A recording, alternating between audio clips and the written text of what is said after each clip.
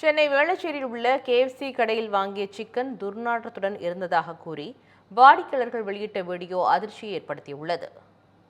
சென்னை வேளச்சேரியில் உள்ள KFC கடையில் 10 chicken துண்டுகளை கொண்ட காம்போவை ஒரு குடும்பத்தினர் ஆர்டர் செய்து சாப்பிட்டுள்ளனர். சிக்கனில் இருந்து துர்நாற்றம் வீசியதால் அதிர்ச்சியடைந்த அவர்கள் அது குறித்து ஊழியர்களிடம் கேட்டபோது உரிய பதிலளிக்காமல் வேறு 2 சிக்கன் துண்டுகளை கொடுத்து சாப்பிடும்படி கூறியுள்ளனர்.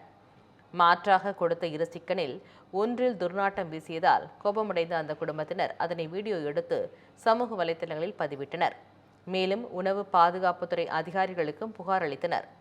இதேபோல் மற்றொரு வாடிக்கையாளர் தனது குழந்தைக்கு வாங்கி கொடுத்த சிக்கனிலும் துர்நாற்றம் வீசியதாக கூறி கடை ஊழியர்களிடம் முறையிட்டார்.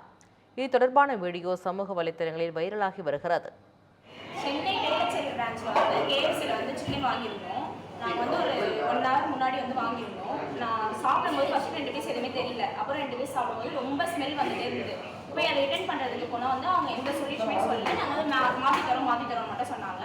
சரி நான் உட்காந்துட்டு கூட 10 நிமிஷத்துக்குள்ள இன்னொரு கஸ்டமர் வராங்க இதே ஸ்மெல்லோட. அகைன் நாங்கள் ஆல்ரெடி வச்சுருந்த பொருளும் இதே ஸ்மெல் வருது. ரொம்ப கெட்டு போன ஸ்மெல் வருது. நாங்கள் கன்சர்ன் கேட்டால் இது என்ன ரொம்ப குக் ஆகிருக்கும், டிகிரி இதுவாகிட்டு இருக்கும், அதனால் ஸ்பாயில் ஆகிருக்கும், அதனால இந்த ஸ்மெல் வருதுன்னு சொல்லிட்டு ரொம்ப ஈஸியாக சொல்கிறாங்க.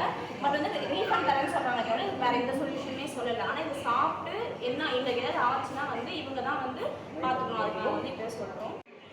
மதுரைக்கு விஜயம் செய்யும் பாண்டியனை, தமிழகத்தை மீட்கப் போகும் சாணக்கியனை, மாண்புமிகு உள்துறை அமைச்சர் அமித்ஷாவை வருக வருக என்று வரவேற்கிறோம்.